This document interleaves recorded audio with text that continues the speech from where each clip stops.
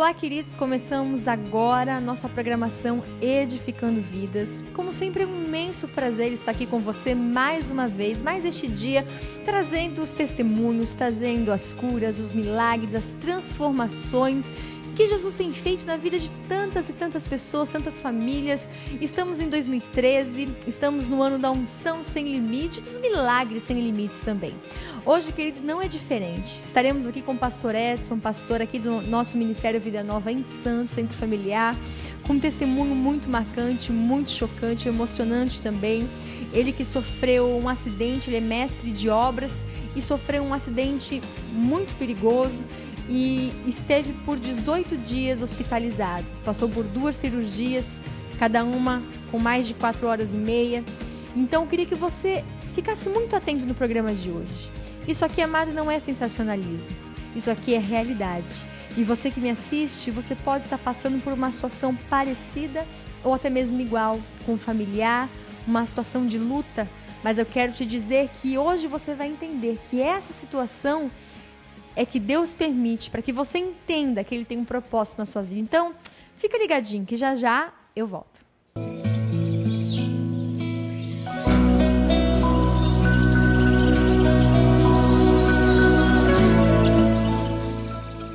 Olá, queridos, começamos então o nosso quadro de testemunhos e hoje aqui, como eu já apresentei no início do programa, com o pastor Edson Paes, pastor, muito obrigado por estar aqui. Eu sei que Deus fez algo assim maravilhoso na vida do Senhor neste ano e eu queria que o Senhor compartilhasse conosco como é que foi tudo isso que o Senhor passou, né? As pessoas que nos assistem, elas estão assim, ansiosas para saber, porque esse programa, como o nome já fala, Edificando Vidas, nós trazemos esses milagres maravilhosos que Jesus faz, esses livramentos. Eu sei que foi algo assim que o Senhor fez na sua vida, então conta pra gente, pastor. Eu quero primeiramente dizer que eu sou mestre de obra já há 35 anos, né? Trabalhei em vários lugares distantes daqui de Santos, me aposentei o ano passado. Após ter me aposentado, eu recebi um convite para fazer uma obra aqui no Canal 3 e acertei com a pessoa que me chamou, que me convidou, né? E eu então comecei a trabalhar no mês de maio do ano de 2011 nessa empresa que eu passei por esse problema. Trabalhando então com a serra circular, no dia 3 de dezembro, eu sofri um acidente, né? E foi cortado um dedo indicador da mão esquerda na verdade eu não vi direito o que aconteceu, porque quando acontece um acidente você fica um pouco nervoso, né? Eu nunca passei por acidente nenhum, durante todo esse tempo que eu trabalhei em obra, eu nunca passei por acidente dessa forma. Mas quando aconteceu, no dia 3 de dezembro, mais ou menos 11h50 da manhã, perto do meio-dia, eu só vi um dedo que estava pendurado, o dedo indicador da mão esquerda pendurado, mas não vi o que tinha acontecido nos outros dedos, que também estavam lesionados, né? E eu fui pedir uma toalha, enrolei a minha mão na toalha, muito sangue, e fui levado para a Santa Casa de Santos. E chegando na Santa Casa de Santos, eu liguei para minha filha, Simone, relatando o ocorrido. E interessante que a primeira pessoa que me assistiu lá, quando eu cheguei na Santa Casa de Santos, foi o pastor Antônio Carlos, né? Ele estava, parece que naquele posto portal em frente da Santa Casa, ele chegou antes da Simone. E uma palavra que ele falou para mim, logo que eu estava na cadeira de roda, com a mão toda ensanguentada, chegou ele, o pastor Felipe, e a primeira palavra que ele me direcionou, disse assim: pastor Edson, Deus te deu um grande livramento. No momento eu não entendi, porque eu estava com muita dor, né? Mas me veio no coração uma palavra que eu já tinha guardado há muito tempo, foi até uma pregação do pastor Antônio Carlos aqui na sede. Lá em 2 Crônicas, capítulo 20, versículo 20, na parte B, diz: crede no Senhor vosso Deus e estareis seguros, crede nos seus profetas e prosperareis. Então eu fui levado dali, tomei uma injeção para dor, só que eu entrei no centro cirúrgico, eram 7 horas da noite, quer dizer, eu fiquei 7 horas com muita dor, sem atendimento que tinha que ser de cirúrgico, né? Entrei às 19 horas e saí às 11h30 da noite, meia-noite, 23h30, né? Quase meia-noite. Mas quando eu saí do centro cirúrgico, a Simone estava lá com a Viviane me assistindo, e fui levado para o quarto. Estava com muita fome, porque estava sem comer o dia todo, né? Me alimentei e fui descansar. No próprio dia seguinte, já na terça-feira, no dia 4, eu já pude evangelizar as pessoas que estavam no meu quarto, né? Eu e mais 3 pessoas. Pastor, só antes, né, para não interromper o senhor, o que eu acho lindo é porque em nenhum momento aqui do seu testemunho, da nossa entrevista, o senhor comentou de dor, né? Mas o senhor falou em vários momentos em que a palavra de Deus veio ao seu coração.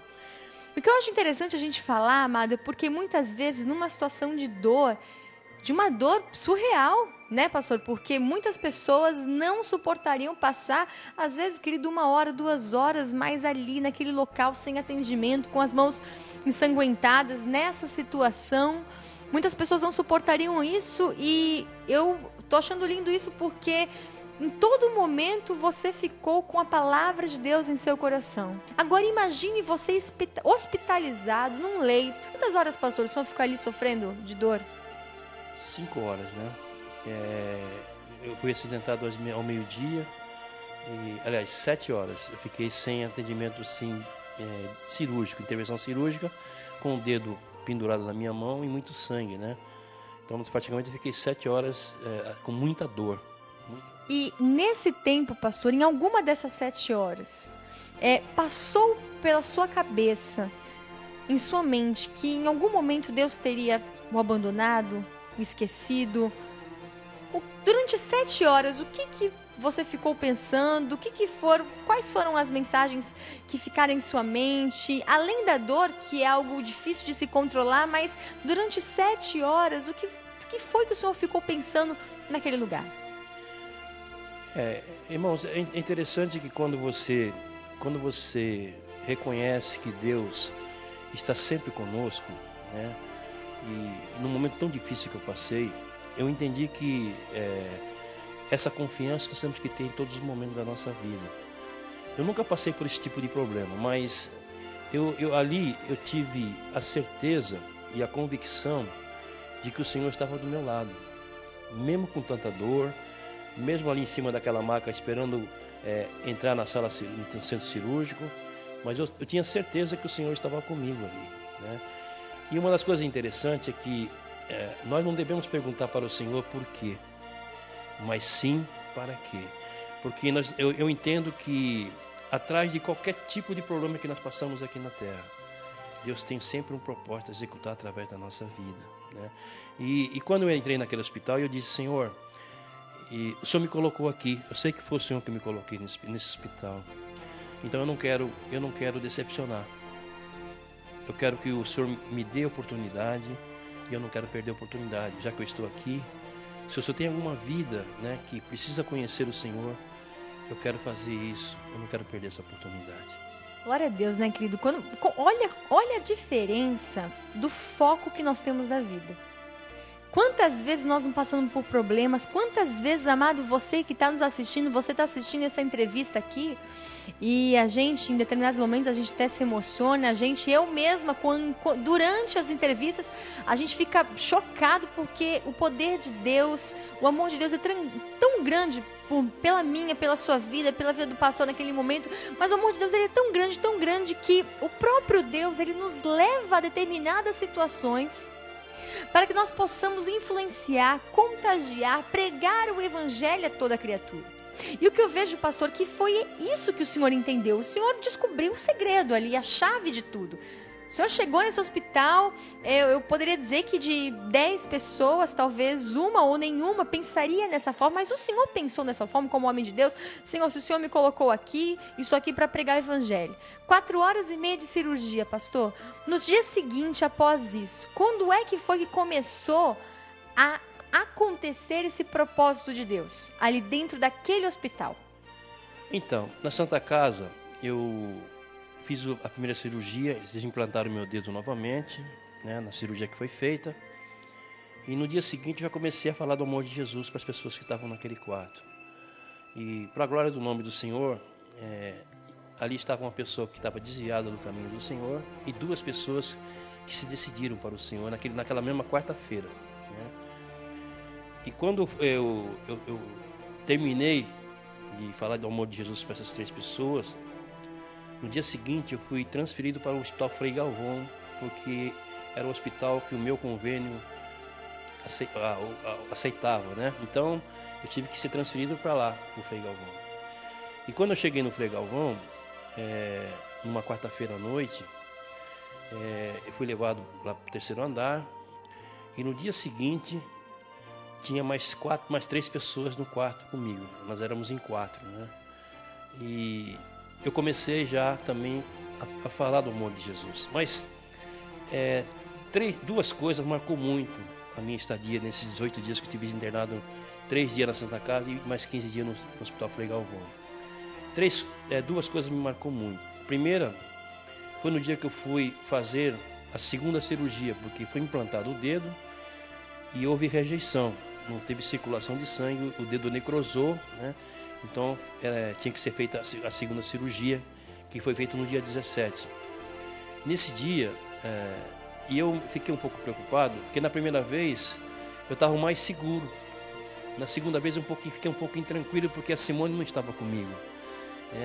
E ela falou: pai, eu vou estar aí, quando o senhor vai entrar no centro cirúrgico às 13 horas, eu vou estar com o senhor aí.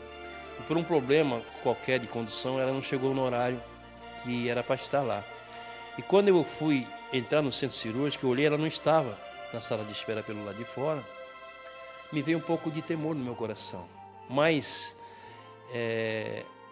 não que tivesse muita segurança na Simone, é que eu queria ter certeza de que ela estava do lado de fora, pelo menos orando por mim, né? Mas ela não chegou a tempo. Mas quando eu estava na sala de espera, o Espírito Santo falou no meu coração: não se preocupe, eu estou contigo. Aquela voz, irmãos, que eu recebi do Espírito Santo foi uma voz que trouxe assim um alento tão grande. Eu fui para o centro cirúrgico com muita confiança, com muita certeza de que o Senhor estava do meu lado, que eu não estava sozinho, né? E eu fiquei mais 3 horas para poder cortar, né, a parte que estava necrosada. Correu tudo bem, não houve problema nenhum. Até o próprio médico ficou admirado da minha recuperação, de que eu estava bem. E toda hora ele perguntava se eu estava bem, eu estava bem. Não teve problema nenhum, né? Fiquei mais 3 horas ali, saí de lá, era mais ou menos 5 horas da tarde. A Simone já estava do lado de fora, né? Mas assim mesmo, eu voltando para o quarto, naquele mesmo dia, eu não pude mais sair da cama, porque eu tive que tomar um remédio muito forte, por causa dos antibióticos, né? Soro e remédio para dor, né? Mas eu entendo, irmãos, que quando nós servimos esse Deus, nós cremos, né? Quando nós temos certeza de que, quando Ele disse na sua palavra que estaria conosco todos os dias até a consumação dos séculos, em nenhum momento o Senhor nos deixa, né? A Bíblia diz, lá em 2 Crônicas, capítulo 1 Crônicas 15:2, diz que o Senhor estará conosco. Se nós o buscarmos, Ele estará conosco. Mas se nós o deixarmos, Ele também nos deixará. Então existe uma condição de que, se você está nele, como Jesus disse: se vós permaneceres em mim e as minhas palavras estiverem em vós, pedirei tudo quanto quiseres e vos será feito. Existe um segredo, né? De nós sempre estarmos com o Senhor. E eu, em nenhum momento, durante todo esse tempo que eu tive lá, em nenhum momento eu me achei sozinho, sabe?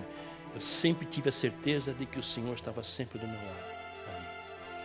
E a segunda coisa que me marcou foi 2 dias antes de eu receber a alta do hospital. Eu peguei amizade com o irmão Valdir, que ele é da Praia Grande. Ele estava com um problema no rim, no coração e no pulmão.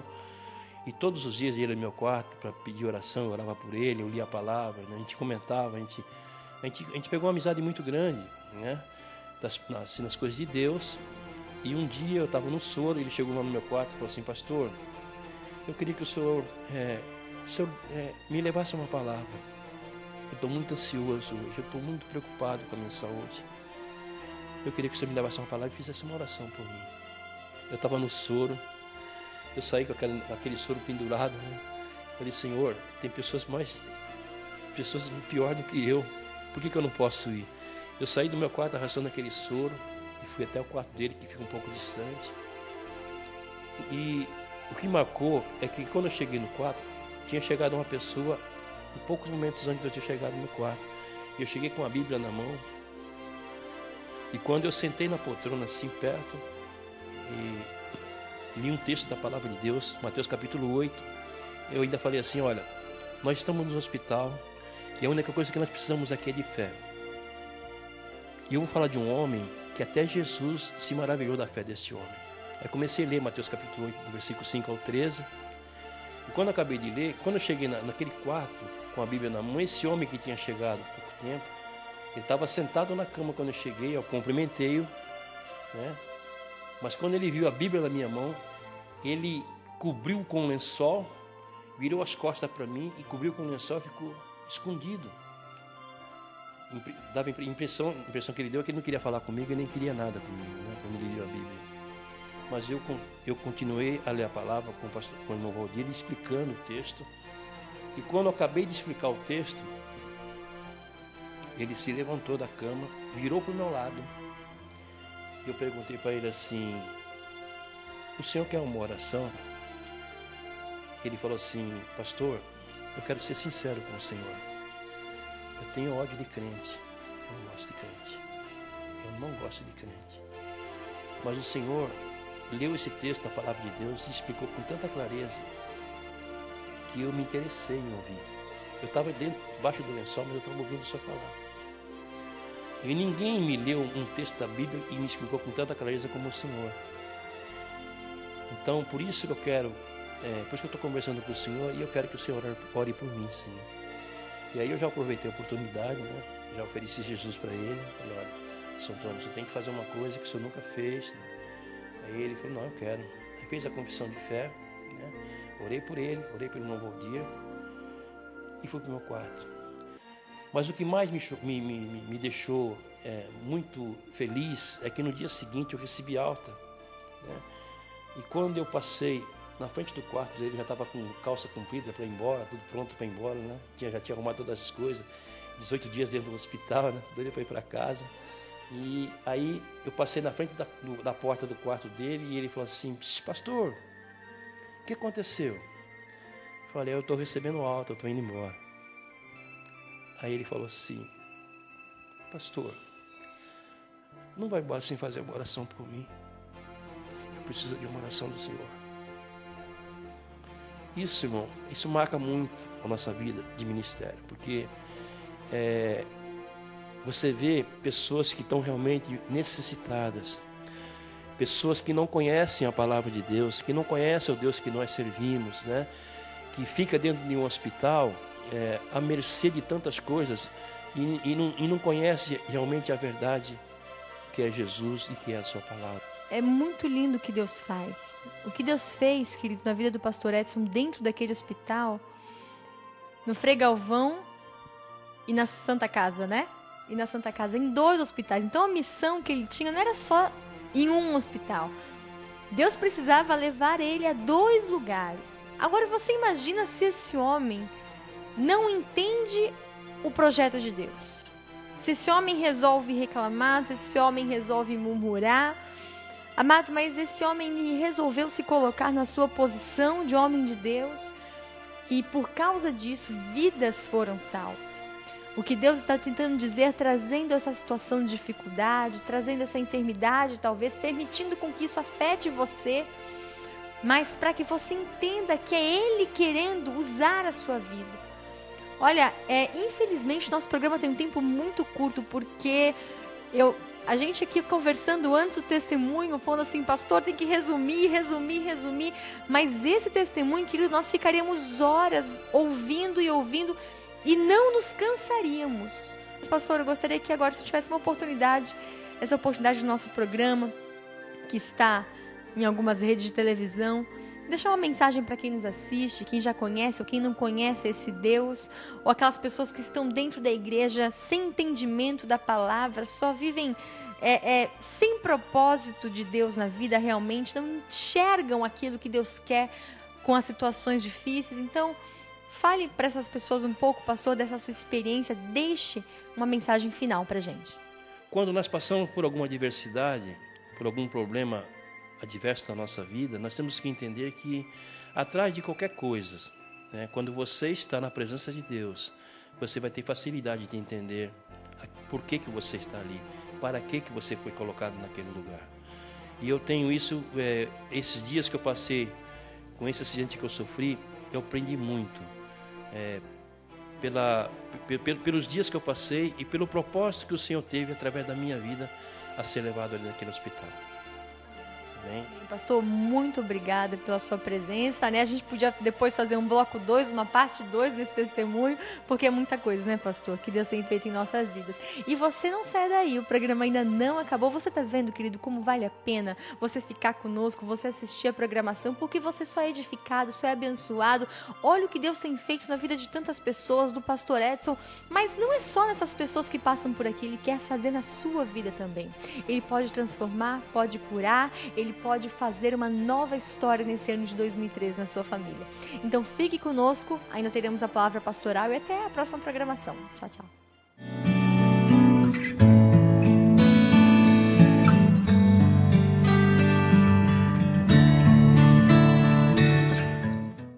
Olá, estou mais uma vez aqui com você. Hoje nós vamos falar sobre o propósito de Deus para a nossa vida.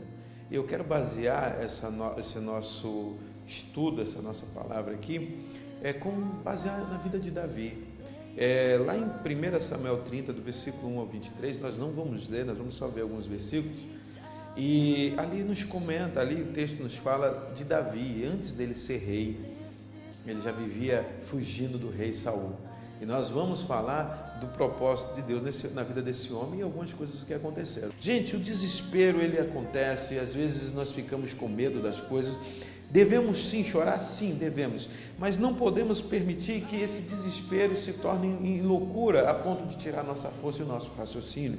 A gente percebe que 400 homens só vão para a guerra, 200 estão cansados demais e ficam do outro lado. E aí, irmãos, eu vejo um outro problema, depois deles atravessarem o ribeiro, para que lado ir? Onde? Para que lado? Os amalequitas foram para que lado? E esses homens, quando Davi entregou nas mãos de Deus o controle da situação, todas as providências são tomadas também. Versículo 11 ao 16, Deus mostra uma coisa interessante. Davi não sabia para que lado ir, mas eles encontraram um servo dos amalequitas jogado no caminho para morrer. E aí Davi pega aquele homem, dá alimento, dá água para ele, ressuscita ou recobra a consciência daquele homem. E aí Davi diz o seguinte, você pode me ajudar? Você pode me ajudar a levar os meus homens até esses soldados amalequitas? E ele disse, se o Senhor não me matar e não me entregar aos meus senhores, eu levarei. É o que acontece, querido. Deus tinha um propósito na vida de Davi, e aquele propósito de ser rei quase foi frustrado porque simplesmente acontecia uma desgraça na vida de Davi, mas Deus pegou aquele problema, aquela situação para fazer com que Davi fosse um vitorioso, fazer com que Davi tivesse vitória em meio àquela dificuldade. E a gente percebe que Deus colocou alguém no caminho de Davi. Vejam bem vocês, não havia lugar para onde ir, mas aí Deus preparou alguém para ajudar Davi. É assim que Deus faz. Deus vai colocar alguém no teu caminho para te ajudar. Deus vai colocar alguém, você pode ter certeza, se Deus tem um propósito na sua vida, não importa. E o que é interessante, querido, 400 homens tiveram uma batalha que aos seus olhos estavam perdidas, pois esses 400 homens venceram um exército numeroso, e esse exército foi vencido porque Deus estava no controle. Quando as dificuldades, quando os problemas vierem nos surpreender a nossa vida, pensemos da seguinte forma: será que aquele problema, aquela enfermidade veio para me derrubar ou será para a glória de Deus? Quantas pessoas que foram acometidas por câncer e foram parar no hospital e lá ganharam não só pacientes para Jesus, mas inclusive médicos se converteram. Porque, meu irmão, você sabe o que acontece? É diferente quando você está enfermo e que você serve a um Deus glorioso. Deus faz com que aquela enfermidade sua se torne bênção para outras pessoas. E aquele teu problema foi, na verdade, transformado em glória. Eu quero dizer uma coisa, meu irmão, eu quero orar por você. Você que está passando um problema, que está passando uma dificuldade na sua vida, eu vou te dizer uma coisa: Deus pode transformar esse seu problema em algo maravilhoso. E aí você só vai entender o propósito de Deus, muitas vezes, devido dessa enfermidade, quando Deus começar a te usar lá, naquele lugar que você está. Se você estiver me ouvindo, está no hospital, eu vou te dizer uma coisa: Deus tem um propósito através dessa enfermidade aí que está em você. Deus tem um propósito. Só descansa no Senhor. Eu quero orar por você agora, em nome de Jesus. Feche os seus olhos. Senhor Deus, eu quero pedir, meu Deus amado, que aqueles teus filhos que estão enfermos, que estão doentes, Senhor, que eles possam perceber e entender que também em meio a essa enfermidade há uma oportunidade, a oportunidade da tua palavra ser pregada. Talvez, Senhor, ele esteja no hospital agora, porque há uma alma a ser salva, alguém que talvez vai partir para a eternidade e precisa ouvir a tua palavra, e ele vai ouvir, Senhor, vai ouvir desse teu servo, que talvez esteja agora no hospital, num leito, sendo tratado dessa enfermidade, e ele vai falar da tua glória, ele vai falar da salvação que há em Cristo Jesus. Abençoe a todos, Pai, em nome de Jesus. Quero deixar aqui a vocês o nosso convite. Visite uma das nossas igrejas, procure uma que esteja próxima da sua casa. Nós estaremos aguardando você e sua família aqui. Deus abençoe a todos vocês, em nome de Jesus.